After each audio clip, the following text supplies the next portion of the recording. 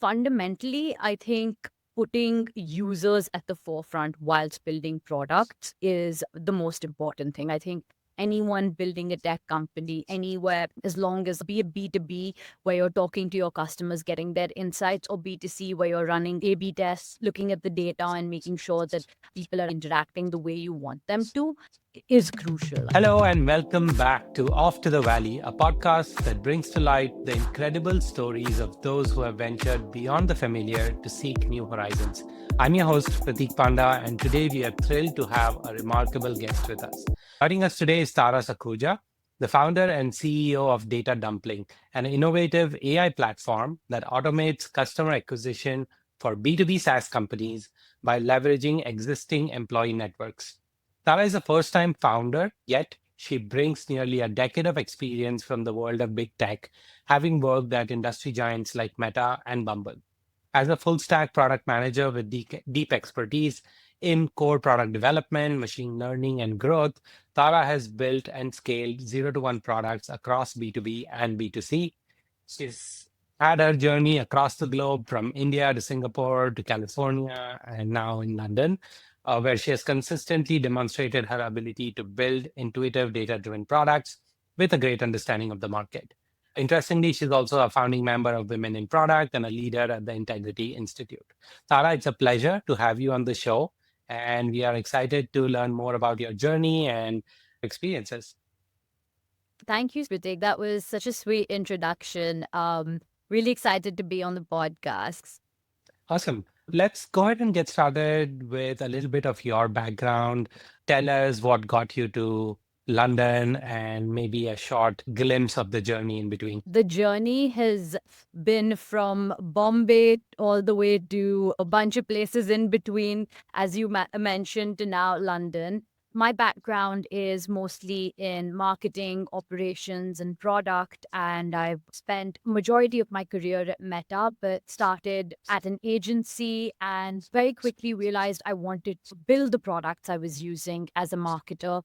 So went over to Facebook and was working on the ad side. Spent about close to a decade over there working from Hyderabad to Singapore to Menlo Park in the Bay Area, and then moved to the UK with Bumble, where I was working on the safety team. And then around that time, it was when really the entrepreneur inside me woke up and said that if you're not going to take the leap now, it's really never going to happen. And that was when I decided to take the leap, went through a startup accelerator here called Antler, and pulled on a few threads that I had uncovered throughout my career. And then from there, Data Dumpling was born. So, like you said, Data Dumpling is an AI platform for SaaS marketers to basically do their entire go to market on autopilot. We help marketers with everything from audience discovery to research to content creation and measurement. We also leverage your employee networks to boost the content that you put out. I'd love to get your thoughts on this later on since you're a marketing expert yourself. Yeah, I was going to say that the marketer in me is excited to know more about the product, and I'm waiting to see the launch as well. You mentioned a few things while you were talking about your journey. We can dive a little bit deeper into those. One interesting thing I observed is you said you moved to London and then there was this spark of starting your own thing. I'm surprised that you spent a fair amount of time in the Bay Area being in Meta and moved to London and subsequently noticed that spark for you to start something. You've spent a lot of time in some of the best startup ecosystems in the world, right? India, Singapore as well, the Bay Area, and now London. What do you think encouraged you to do this now in London versus anywhere else? That is a brilliant question. And this one, I think, would especially resonate with a lot of people who are like me and, have the Indian passport or have moved for work to different places.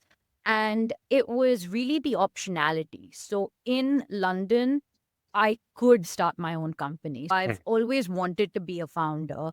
And it was something that I thought, even when I started in Facebook in Hyderabad, I said, okay, I'll probably be at the company for 2 years and then do my own thing. A year into the company, I got a great opportunity to move to Singapore. So I took that.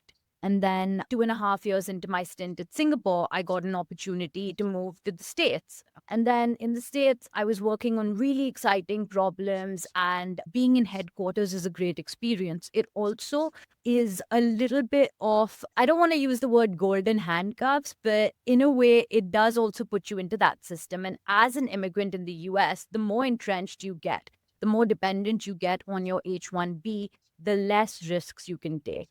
The second you put a kid in school, you're basically putting yourself in a position where you're very dependent on not just your tech salary, but also on your H1B. So at that point in time, I knew that moving to the UK with the global talent visa, I'm happy to talk about that more later on as well. You can do that compared to the H1B visa that I was on in the US, where I couldn't do that. So, really, when I moved with Bumble, I was moving on a skilled worker visa. And I'm going into the details because I know it is relevant as well. So, what I found was as soon as I got my global talent visa, I got into Antler as well. I felt like this was now how the tailwinds behind you are pushing you forward. So for me, it was like all the tailwinds behind me were pushing me forward towards taking that entrepreneurship journey. On top of that, that is a big piece where the Bay Area is obviously the mecca for all of this that's happening. But also around the same time as I left Bumble and started with Antler, AI was really taking off. And the things that we can do with LLMs and the advancements that we're seeing through not just ChatGPT and OpenAI, but also with Anthropic, also with Gemini, with Llama is incredible. So it really felt like now is the time to build on AI. It's like how it was about 10, 15 years ago with mobile, when everybody knew that this was that once in a generation opportunity. So for me, it was all of these things compounding together that I felt like I had to take the opportunity to just go for it. That's amazing. And a lot of the story that you mentioned from your experience resonates strongly, not just with me, but so many other people. Just last week, I was in the Bay Area and was catching up with a friend, and he mentioned the same thing, right? Once you become, and you use the word golden handcuffs, and that is true. It's not that it's not a good experience, it's a great experience. You work on good problems. And that's where I think a lot of talented folks are stuck as well. They want to do something of their own, but interestingly, they are paid exceptionally well at these companies and also get to work on good quality stuff. So when either of the two doesn't work for you is when you get that itch to, oh, I need to get out and do something. But when both of those things are satisfied, you're getting well paid and you have interesting problems to solve, it gets more and more difficult to get out of that cycle. And kudos to you for pushing through and really chasing your dreams. You talked a little bit about the global talent visa in the UK. Actually, just to take one step back, that was one of the reasons I had moved to Canada, because it gave me more freedom to do things. And I still do miss the energy of the Bay Area or New York. So I've done maybe over the last year 7, 8 trips to the US. Every time I feel like I need to meet some more high energy folks, it is fairly easy to get on a flight, go to a couple of conferences or small meetups, and still have that energy, right? So I feel like being in a place which gives you more freedom to do things without being constrained by paperwork is a great Yeah. privilege to have. And then you have more access to the markets. The markets are a lot more accessible to anyone around the world today than it was ever before. So, coming back to the UK talent visa, tell us a little bit more about that. Who's eligible for it? Do you think that's a good option for founders in different parts of the world to explore? Yeah, so definitely, I can't say enough things about the Global Talent Visa, especially because of how much it's personally unlocked for me. One thing is something that you can't really put a price on, and it is that mental peace. So, as someone who's spent so many years in the Bay, and I've always had this sort of looming sword over my head in terms of timelines for going back to India to get my visa stamped and making sure that some paperwork is done properly, this is there, and all of these things need to align. And I feel like even when you're applying for jobs, it's holding you back. You can't leave your company. You can't work in a role that you weren't eligible to work in. And there are a lot of other problems that you face as an entrepreneur. I could go into all of those, but one of them, especially as somebody on the global talent visa, is worrying about just staying where you are. And I Mm. feel like that's something that opens up so much of your brain and bandwidth for other things. It really lets you explore, it's like shower thoughts for your life. You can explore divergent paths with your career. You don't necessarily have to just clock into work and go back. You can try out other things. You can work on small consulting projects. You could explore a side hustle for something that you're passionate about. One, I would say definitely the visa is a big unlock. Now, two, who's eligible for it? There are two tracks. One is for people who basically won Nobel Prizes and famous actors, etc., who fall under that category. Most tech people don't fall under that category. They fall under the Tech Nation visa category. There is this third party body called Tech Nation who basically says that this person is eligible for the global talent visa. And the way they do it is they have two categories, one which is exceptional promise, and the other one is exceptional individual. So the difference is that with exceptional criteria, you just basically have a 3-year visa, which converts to ILR. That's your green card equivalent for the UK. And then the exceptional promise is a 5-year visa, which converts to ILR in 5 years. Most people who've had, I think, over 10 years of experience qualify for that. Roles specifically that qualify for it are your technical roles, engineering, data science, design, product management. I believe there are folks in business adjacent roles who can qualify for this. But again, I don't want to speak towards that side of the house without doing some more due diligence on it. One thing I know for sure is that people who are consultants and do advisory work can't apply for this. So Got it. if you're looking to become a founder and you were previously a product manager or an engineer and you want to apply for this visa, you're in a great position because you can. Got it. You have to prove yourself as either exceptional talent or exceptional promise, and then there you go, you get it. Got it. So once you get this visa, you did mention a few paths, and the real difference is whether you get ILR in 3 years or 5 years. Mhm. Is there something you are expected to do or achieve within those 3 or 5 year time frame? Or is it just a matter of time that you would eventually get the green card equivalent? So that's the good thing about the UK compared to the US in that regard. Your visa is very straightforward in terms of your path towards citizenship and towards green card or ILR is very straightforward compared to the US. So, for example, even if I was on my tier 2 visa, within 5 years, I would be eligible for ILR. Once you get ILR, you have your green card, and then within, I think, 1 or 2 years, you can get your citizenship. So that's the good part. Got it. Sounds good. Taking a few steps back into the founder journey, you talked a little bit about Antler. Can you tell us a little more about that program? How was it useful for you?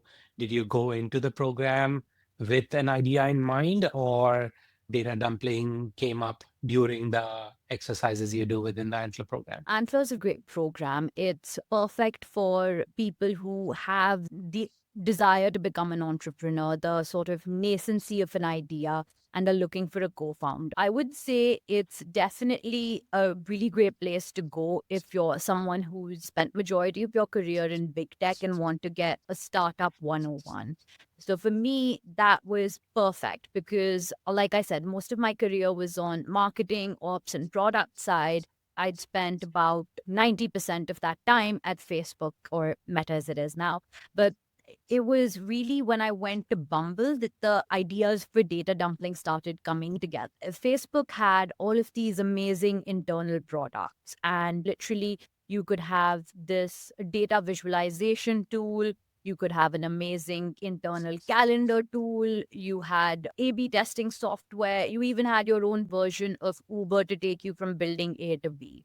But the second you go out of that world, you are in an environment where companies of Bumble's size buy a lot of third party software. And that in entire B2B marketing journey, that buyer and seller relationship was fascinating for me because it was something that I hadn't really spent a lot of time doing at Facebook. But when I went to Bumble as a PM, I was looking at third party products, build versus buy decisions. And I also looked at how inefficient and in a way broken it was because I was wearing my Facebook ads and marketer hat and wondering, wait, why is this not finding me? Why am I finding this? So at that point in time, I wanted to pull on that thread. And I was thinking about my own time at Meta versus this entire new ecosystem of SaaS buying that I was in. And I realized that this was what I wanted to build. Going into Antler, I explored a lot of different versions of the idea and what data dumpling is today. But by the end of the program, it didn't 100% crystallize into the company that it is today. That really happened when I met my co founder, whose background is in Salesforce and Tableau, and brought that entire B2B side together with the marketing side that I bring in. So we connected both of our backgrounds. That was where we realized that all of these parts of like that SaaS marketing journey that are broken, we can connect them through an end-to-end platform. That's amazing. You said you found your co-founder through the program. Does Antler let you network with the larger Antler ecosystem to help you find a co-founder, or is it So specific to your actually, I program? didn't find my co-founder through Antler. Okay. I've toyed around with a bunch of different ideas in the cohort, but by the end of it, my co-founder and I met through the YC co-founder match Love it. platform. That would have been my next question around C runs a very Yeah. popular co-founder matching platform. Can you tell a little more about that? Sorry, I interrupted you. Yes, definitely. My co founder and I met through the YC platform, and having done a lot of the exercises through Antler in terms of basically, there's this one questionnaire that New York Times had at one point, which was like, I think, 30 or 50 questions to fall in love. So Antler had basically made their own version of it for founders.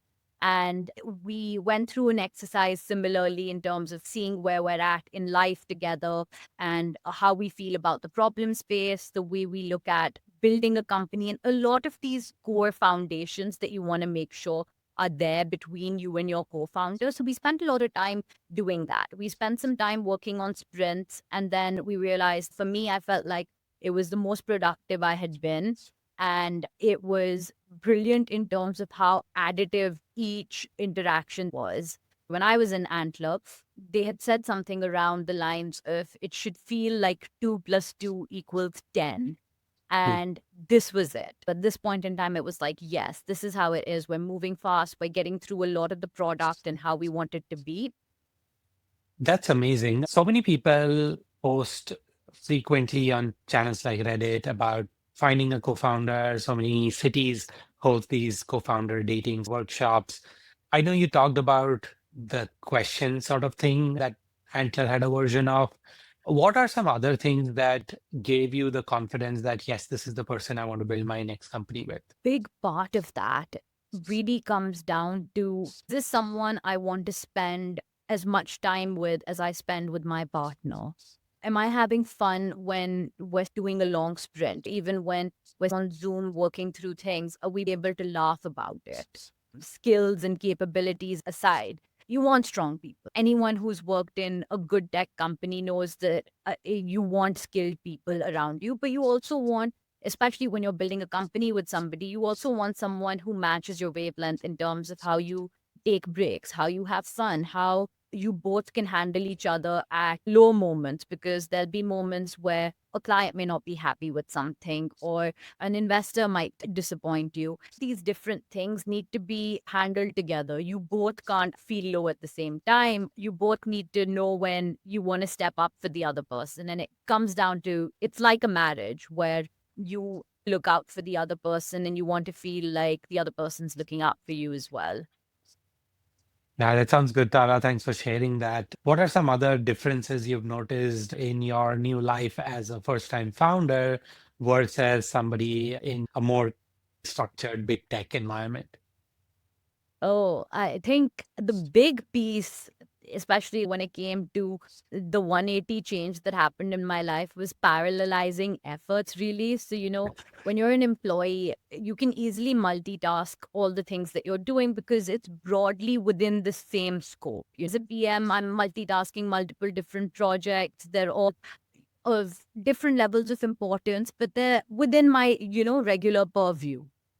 But as a founder, when you're multitasking, 1 minute you're living and dying in a pixel. And then after that, you're looking at payroll or you're applying for a government grant.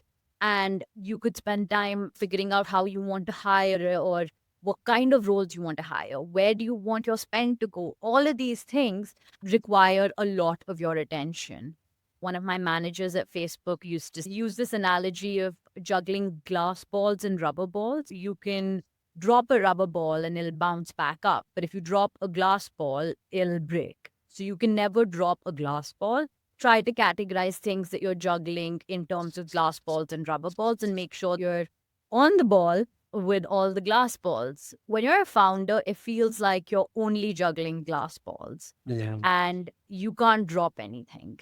Yeah. You also have way more balls in the air. What's keeping me sane through this is I've actually tried to reduce the number of things I'm doing at the same time and bring in that ruthless prioritization to say, okay, it's actually hurting me not to work on something right now.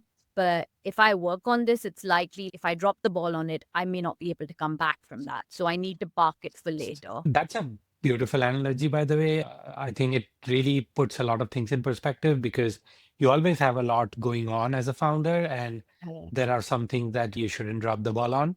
In the moment, it's often hard to decide because, like you said, you're doing parallel things. Thanks for sharing that. I think it will help some of our listeners, even myself, categorize certain things. If I drop this, it's going to break and it's going to hurt a lot more than choosing to drop something else which you can come back to. You are also building your MVP. I know we were talking about that a little while earlier. How do you, as a founder, think about the MVP? I've met a lot of founders who struggle to get their product out into the market because, as builders, we tend to be so close to the product that we are rarely ever happy with it. There is always something more to build on top of, which will always be the case, right? But how are you defining your MVP and how are you going about this whole exercise of MVP to launch? Yeah, I think I'm probably one of those founders, to be honest. There's this Reid Hoffman quote that says, if you're not mortally terrified or embarrassed if you're MVP, then you've launched too late. I don't know if I entirely agree with it. I feel like you want to launch something that is of a high quality, instantly proving value to your customers. Right now, with the number of options people have in terms of tools, and with AI, everything is changing so fast. It's important that the experience you give somebody right from day one is of a high standard, that they don't churn right from using it Yeah. or think that it's unusable from day one. It's been hard for us to scope things down. And it's also been a matter of picking which pieces we want to prioritize. Mm. So essentially, we know what is giving our customers the most value, where Data Dumpling stands out from other companies. Those are the ones that we're prioritizing. There's some features where we know that this is definitely not something worth doing for an MVP or even until version 3 of the product. Working on dark mode or something wouldn't be high on our list for a long time. We would be focusing on core features that people care about, things that are giving a user's exact and direct value. And the piece that I feel is different when you're building a startup and launching a product from day zero to working within a company and making incremental launches on a feature or a product or a small part of the business that you might be launching is that the MVP in a startup should still be decent enough for people to get some value out of. You can constantly test and iterate on a product that people are already using because additional features are doing that incremental value. Yeah, I think you started off with that Reid Hoffman quote. I think I'm on the same page with you. A few years ago, probably that was true. Today, the market and buyers are a lot more ruthless just because of optionality, right? There's so Yeah. much available that you rarely get a second chance. You want to get the launch right. I've seen a lot of people use a different term, which I prefer, called the most usable product. So it's really a version of your product that the end user Yeah. can find very useful and it is usable, it gives some value, and then you can continue to do iterate and builds on top of that, right? But right off the bat, it is usable and useful. It's hard to know when that point is. Yeah. Are you able to have some indicators that tell you that I know this is what, or this is the moment when my users will get the most value, and therefore we need to hit that point before we go launch? Yeah, definitely. And I think one key aspect that kept us sane at Data Dumpling is staying in touch with our customers. So we have a few design partners that we've been building with. As we go through the MVP, we prototype. A lot of times you want to be able to try and understand like how are you giving your customers value in a way where they are being able to give you feedback and also tell you what is, and that's the beauty of B2B as well, right? What they want is something that they will directly tell you. They will say, I need to be able to do XYZ. So when we're speaking to a business for the first time, we go through a set of questions to try and understand what their current tech stack is, what their pain points are, and how are they really unsatisfied. And then based off of that, we try and understand if what we're building makes sense. A lot of times we've had conversations with customers where we were roaming around in the dark with your phone light trying to find something. And then you talk to your customer and they'll explain it to you and say, this is that underlying thing that I have a problem with. And it's like shining 100-watt light bulb over there. And you're like, okay, this is exactly what it is. For us, we were building a lot of the solutions around the underlying data layer without explicitly saying that. And then when we had some conversations with a few customers, it bubbled up right to the top where we said, okay, this is exactly what we need to do. That is what it comes down to. Talking to your customers, especially in the B2B lens, because you have access to them, just keeping them updated on how the product's progressing, giving them a little bit of the product before it's live. And we do a lot of that, do things that don't scale. So the prototypes that we run with our customers are very bespoke. It's literally us spending a lot of time down to the pixels, making sure that it's customized to this specific company, even though we know it's throwaway work for later. We do it because we want them to get an idea of what it'll be like on the platform so that the feedback they give us is something that's going to help us, especially reduce our engineering time down the line. So it's okay for us to spend time maybe in like Figma building things out, getting feedback on it when we know that they might not like it, they might have other pointers on it, or work through a couple of exercises in terms of prototyping and then use those insights as we build the final product. So it's been a hybrid of taking a straw man to our customers, getting their feedback on it, and then working their idea of the MVP to push it to launch. It's great advice you shared from your experience. It seems like a very obvious thing that you should talk to your customers more often, but I've seen it so many times where, as part of the build part is exciting and you keep going into that process, you lose touch with a lot of your design partners and you're not getting the most value out of them. So thanks for sharing that as a reminder. Are there some processes like big tech is known for a lot of good process? Is there something that you carried from there into this journey as a founder that you are using today in your early startup career? Yes. And I think when it comes down to tactical pieces of what we've brought in, both from Meta and Salesforce, where my co founder worked, it is really the foundations of what we know good, effective companies do.